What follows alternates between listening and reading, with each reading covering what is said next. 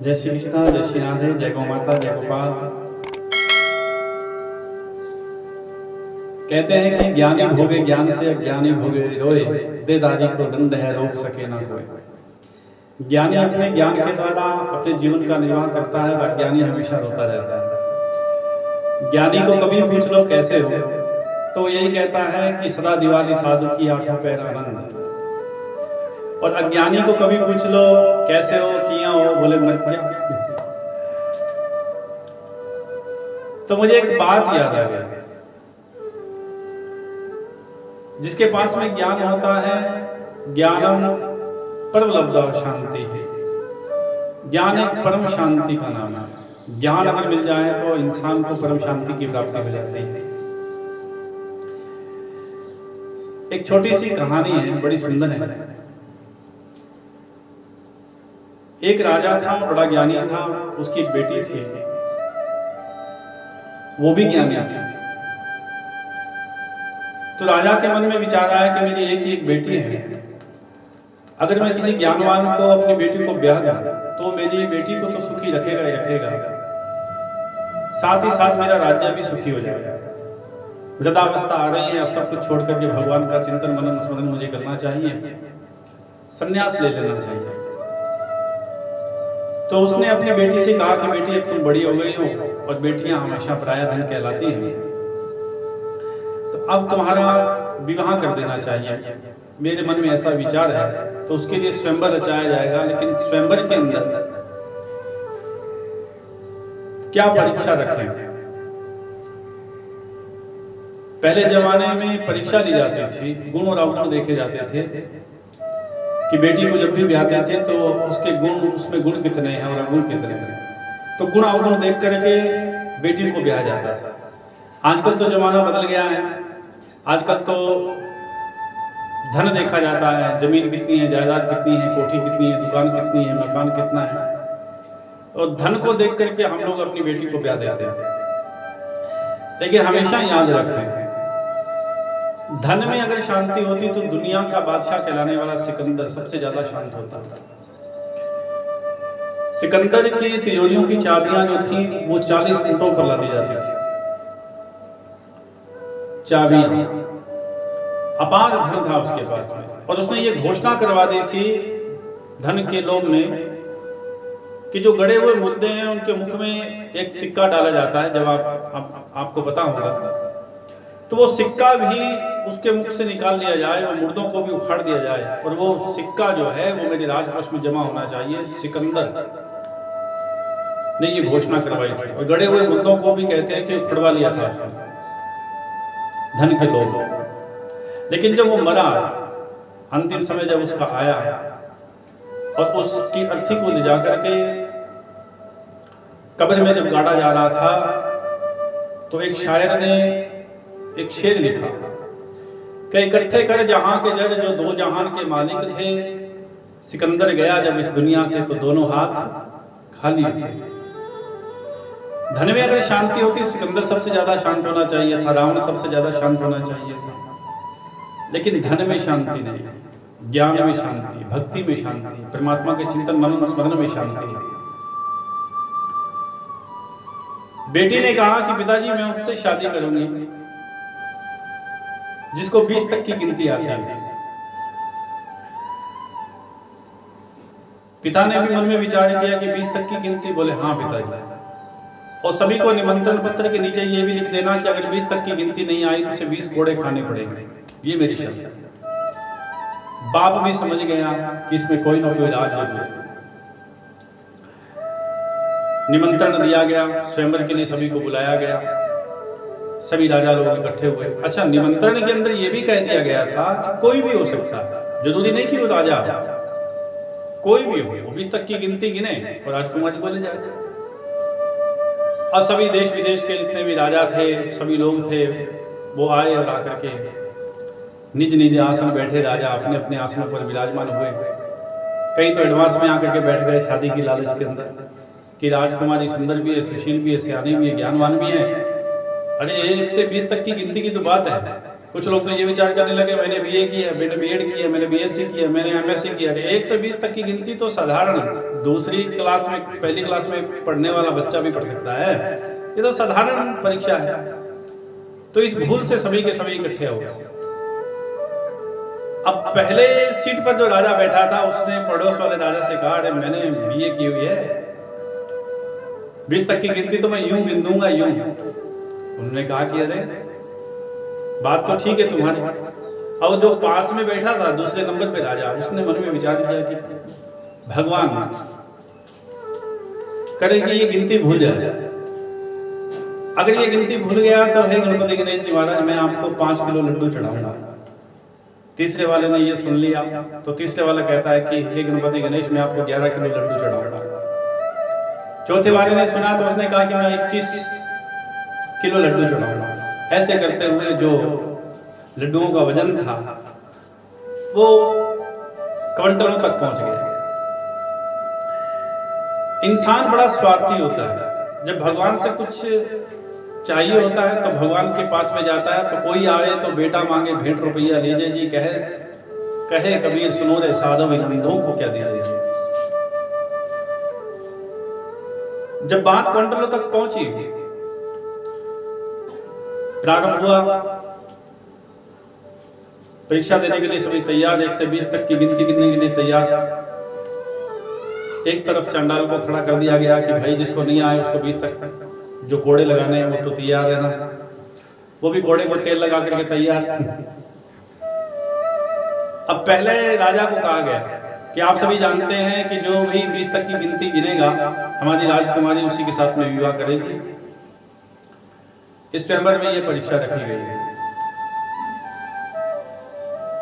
तो पहला राजा खड़ा हुआ, बोले मैं गिनूं? बोले हाँ गिनो।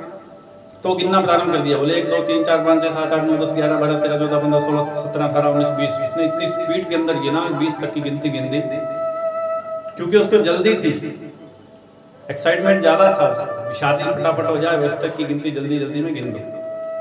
अब जैसे 20 तक की गिनती उसने इतनी फास्ट गिनी, जल्दी गिनी, तो राजकुमार जी ने कहा पकड़ो इसको और 20 तक 20 कोड़े लगा लो। वो राजा हैरान हुआ, कुछ बोल भी नहीं सकता था। अब वो चंडाल जो था, सैनिक जो था, वो 20 कोड़े उसको लगाता है। दूसरा मन में विचार करता है कि इसने ज्यादा जल्दी में गिनी इसलिए इसको कोड़े पड़े, मैं थोड़ा धीरे गिनूंगा।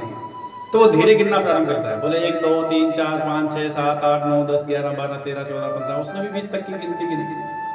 राजकुमार जी ने कहा इसको भी पकड़ो, इसको भी 20 तक की गिनती नहीं आती, इसको भी कोड़े लगा। तीसरे ने सोचा कि हो सकता है इसमें त्रुटि रह गई कोई, तो बिल्कुल धीरे गिनेंगे तो शुद्धिकरण से गिना जाएगा, तो उसने और धीरे कर दिया, चौथे गेयर से पहला गेयर लगा दिया। तो उसने भी गिना 1 2 3 4 5 6 7 8 ऐसे करके जैसे 20 तक की गिनती गिनी। तो राजकुमार जी ने कहा इसको भी पकड़ो, इसको भी कोड़े लगाओ। ऐसे करते हुए कुछ लोग तो वहां से भाग खड़े हुए कि राजकुमार जी और राजा जो है पागल हो गए, और कुछ लोग चांस लेना चाह रहे थे कि क्या पता शादी हो ही जाए। तो धीरे धीरे करते हुए गिनती जो थी बिल्कुल स्लो स्पीड में हो गई, और कुछ लोगों ने तो ये भी सोचा कि हो सकता है मात्रा अलग अलग करके गिनना हो। तो इतना धीरे हुए एक राजा तो बोला कि 1 1 द को की मात्रा 2, तय को ई की मात्रा 3, चय को आ की मात्रा 4। ऐसे करते हुए महाराज जब वो गिनती गिनना प्रारंभ किया, 20 तक की गिनती गिनने लगा, तो बीच में राजकुमार जी ने टोक दिया और कहा कि मुझे लगता है ये दूसरी फेल है, इसको पकड़ो, और पकड़ करके इसको भी कोड़े लगा। उसको भी कोड़े लगा दिए। आधे भाग गए, आधे कोड़े खाए। चारों लोगों में चर्चा होने लगी कि अरे मुझे लगता है कि ये राजकुमारी पागल हो गई है, 20 तक की गिनती सभी गिन रहे हैं लेकिन फिर भी कोड़े पड़ गए। इतने में चलते चलते ये बात एक गांव के अंदर ग्वाले के पास में पहुंची। ग्वाला आप सभी समझते हैं, जो भेड़े चराने वाला होता है। गैया चराने वाले को भी ग्वाला कहते हैं, भेड़े चराने वाले को भी ग्वाला कहते हैं। तो वो भेड़े चराता। अब भेड़े चराता तो आपको पता है जो बाहर भेड़े चराने के लिए जाते हैं या गाय चराने के लिए जाते हैं, 2 2 3 3 4 4 दिन तो वो नहाते नहीं है। धोती उनकी फटी हुई होती है, चप्पल उनकी टूट जाती है, तो दूसरी कोई चप्पल पहन लेते तो डबल अंक की चप्पल हो जाती है। अब उस ग्वाले को जैसे ही पता चला तो उसने अपने साथी को बुलाया। वो मारवाड़ के थे और मारवाड़ का आदमी थोड़ा एडवांस ही होता है। उसने बुलाया, पप्पुड़ा इन आई रे। पप्पुड़ा ने कहा कि क्या बात है, क्या बात होगी?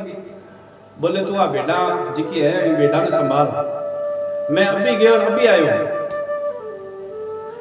अभी गए अभी आए, तू जावे सीधे किन्ने जावे? बोले हूँ ब्याह करा गया। पप्पू ने कहा कि अरे तेरा तो कई रिश्ता यार कहीं निकल गया, क्या वो ब्याह हो छोड़ तो। बोले नहीं नहीं, अब कल तो मेरा ब्याह पक्का ही हो सी, भगवान मेरे हाथ में राजकुमारी ने लिख उड़े। पप्पू ने कहा कि अरे मुझे लगता है कि तू पागल हो गया, बावला हो गया। बोले नहीं नहीं, तू बेटा बेटा संभाल। 198 पीले रंगा भेड़ों को जब चराते हैं तो उसके ऊपर रंग किया जाता है ताकि पता चल जाए निशान कि ये पीले रंग की इसकी है और हरे रंग की उसकी है। मिक्स भी हो जाए तो उनको पता चल जाता है कि निशानी रखी होती है, उसके ऊपर रंग किया जाता है। जैसे आजकल की युवा पीढ़ी नहीं है, चारों ओर से तो वो कटवा लेती है, ऊपर वो भूरे रंग का बाल करवा लेती है, कभी गोल्डन कलर करवाती है। मारवाड़ के अंदर ऐसी कटिंग वालों को भेड़ कटिंग बोलते हैं कि भेड़ कटिंग वाला कौन आ गया भाई। अस्तु, तो वो भागा गया ग्वाला राजा के पास। जैसे ही अंदर घुसने लगा तो आप द्वारपालों ने रोक लिया कि अरे कहाँ जा रहा है, जरा रुक भाई।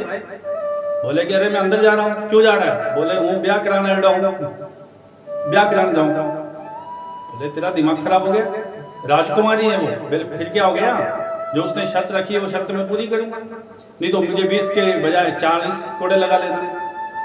अब इतना कह करके द्वारपालों को भी ये कह रखा था कि कोई ऐसा आए तो उसे भीतर आने देना। वो भीतर आ गया।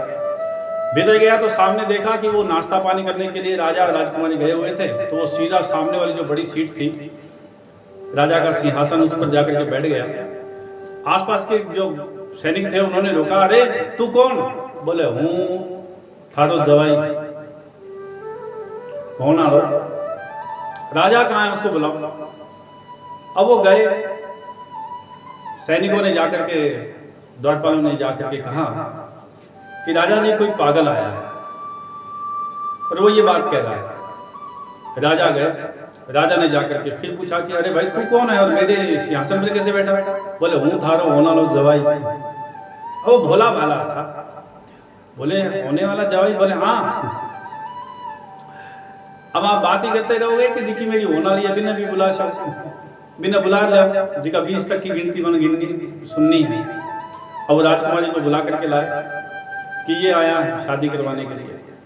राजकुमारी ने कहा कि पिताजी कोई बात नहीं। राजकुमारी ने कहा ग्वाले से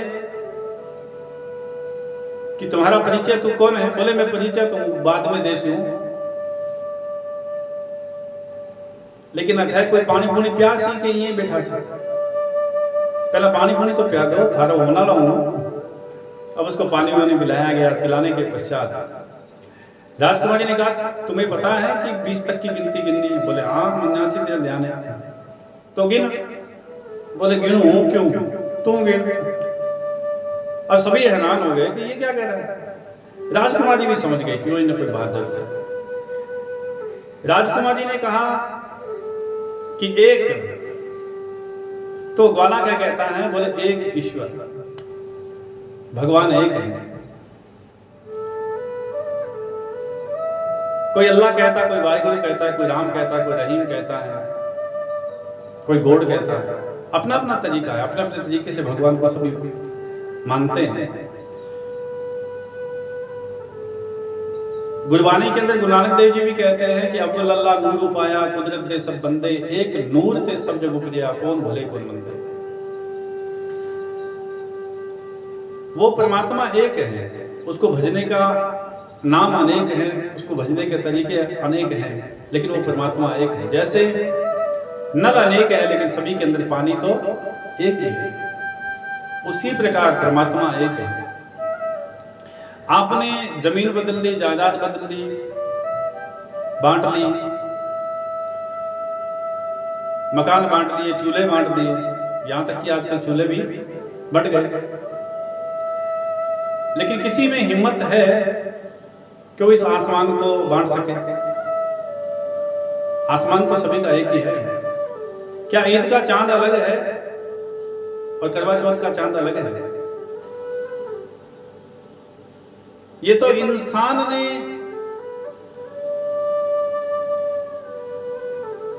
धर्म को अलग अलग और परमात्मा को अलग अलग तरीके से देखा है।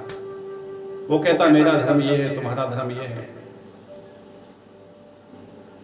लेकिन जैसे नल अनेक और पानी सभी में एक है, पात्र अनेक है, पानी सभी में एक है, इसी प्रकार जीव अनेक है लेकिन आत्मा सभी में एक है, परमात्मा एक है। बोले एक ईश्वर, दो सूरज और चांद। सूरज और चांद कितने? दो। बोले तीन लोक, चार बोले चार वेद, पांच बोले पांच तत्व। ये शरीर पांच तत्वों से बना हुआ, अग्नि जल वायु पृथ्वी तेज। बोले छह शास्त्र, सात बोले सात दिवस, रविवार से शनिवार तक कितने दिवस होते हैं? आठ बोले आठ अष्टकमल। संतों ने गाया है अष्टकमल का चरखा बनाया, पांच तत्वों की पूनी, कबीरदास जी ने गाया है। ये दो हाथ, दो आंखें, दो कान और दो पांव, अष्टकमल, इसका चरखा चल रहा है। बोले अष्टकमल, बोले नौ खंड, 9 ग्रह है। रवि से लेकर के शनिवार तक 7 और राहु और केतु 9। बोले 10 इंद्रियां, 5 ज्ञान इंद्रियां और 5 कर्म इंद्रियां। इस इंसान के अंदर 10 इंद्रियां होती हैं और 5 ज्ञान इंद्रियां, 5 कर्म इंद्रियां। पशुओं में 5 ही होती है। बोले 11 रुद्र, भगवान शंकर के 11 अवतार हुए और रुद्र 11वां अवतार जो रुद्र अवतार थे वो हमारे हनुमान जी महाराज। बोले 12 आदित्य, महीने, मास, मंथ। बोले 13 रत्न। वैसे तो समुद्र मंथन किया 14 रत्न, लेकिन 14वां रत्न कहते हैं दरिद्री, उसका नाम भी नहीं ले जाता। तो 13 रत्न ज्यादा हम लोग कहते हैं, ये 13वां रत्न हमारे हाथ में, तो 13 रत्न। बोले 14 भवन, 7 ऊपर के 7 नीचे के, तल तलातल रसतल महातल सुतल पाताल लोक, भू भुआ सवा जप तप इत्यादि करते हुए 7 ऊपर के। बोले 14 भवन। बोले 15 तिथि, 15 शुक्ल पक्ष की तिथि होती है, 15 कृष्ण पक्ष की तिथि होती है। 16 कला, भगवान श्री कृष्ण 16 कला संपन्न थे। बोले 17 उपनिषद, 4 वेद हुए, उसके खंड किए गए, 17 उपनिषद। 18 पुराण, दोबारा फिर गिन ले। बोले 1 ईश्वर, 2 सूरज और चांद, 3 लोक, 4 वेद, 5 तत्व, 6 शास्त्र, 7 दिवस, 8 अष्टकमल, 9 खंड, 10 इंद्रियां, 11 रुद्र, 12 आदित्य, 13 रत्न, 14 भवन, 15 तिथि, 16 कला, 17 उपनिषद, 18 पुराण। बोले 19वीं तू, 20वां हूं। नीचे उतर, फुर्ती कर, बेटा तराश। राजकुमारी ने उसके गले के अंदर वरमाला डाला और वो राजकुमारी को लेकर के चला गया। कहने का तात्पर्य मेरा यह है कि ये माया भगवान की है, ये राजकुमारी माया है और भगवान राजा है। जिसके पास में ज्ञान होता है वो माया को प्राप्त कर लेता है, इस संसार के समग्र आनंद को प्राप्त कर लेता है। और जिसके पास में ज्ञान नहीं होता वो सदैव रोता रहता है। इसलिए मैंने पहले प्रारंभ में कहा कि ज्ञानी भोगे ज्ञान से, अज्ञानी भोगे रोए, दे दारी को दंड है, रोक सके ना कोई। तो जो भी तिथि जैसे भी ये चल रहा है संसार, जाही विधि राखे राम ताही विधि रहिए, सीताराम सीताराम सीताराम कहिए। वाह वाह रे मौज फकीरा दी, कदे जवाने चना चबेना, कदे मौजा लेंदे हीरा। ज्ञान परलब्ध शांति। जब तक जीवन के अंदर ज्ञान नहीं होगा तब तक इस जीव को शांति की प्राप्ति नहीं होगी, आनंद की प्राप्ति नहीं होगी। आपको मखमल का गद्दा अच्छा चाहिए या नींद अच्छी चाहिए? आपको पकवान अच्छे चाहिए या भूख अच्छी चाहिए? उत्तर क्या होगा? बोले भूख अच्छी चाहिए। पकवान हो ना हो तो सूखी रोटी भी महाराज पकवान जैसी लगती है। थके हारे हों तो मखमल का गद्दा नहीं देखते महाराज, चद्दर बिछी है तो उसके ऊपर सो जाते हैं। और हमारे किसान भाइयों को तो देखो, रात्रि को महाराज कंकड़ पत्थर नीचे बिछे होते हैं, थके होते हैं तो उसके ऊपर ही सो जाते हैं, उनको बड़ी नींद आती है। और करोड़पति आदमी, अरबपति आदमी जो है, उनको मखमल के गद्दों पर भी नींद नहीं आती। कारण क्या है? अशांति है। लोभ इतना बढ़ गया है कि हमारा मन अशांत हो गया है। जिसे प्राप्त करने के लिए आए थे उसके पीछे हम लोग नहीं दौड़ रहे हैं, और जो ना कभी हमारा था, ना है और ना कभी होगा, उसके पीछे हम लोग निरंतर दौड़ रहे हैं। चला लक्ष्मी चला प्राणोश्च जीवित मंदिरे, और चला चले ही संसारे, धर्म एको ही निश्चला। इसलिए जिसे प्राप्त करने के लिए आए भैया, उसका ध्यान रखो, ध्यान करो और उसके पीछे दौड़ो, तो आपको अनंत अनंत अनंत आनंद और अनंत शांति सुख की प्राप्ति होगी। जय श्री कृष्णा, जय श्री राधे, जय गौ माता, जय गौपाल। अगर आपको ये बात अच्छी लगी हो तो मैंने पहले भी आपसे निवेदन किया है कि इस दास के चैनल को सब्सक्राइब भी कर दें, और साथ ही साथ बेल आइकन भी आप दबा दें। बड़ी कृपा होगी आपकी। नारायण।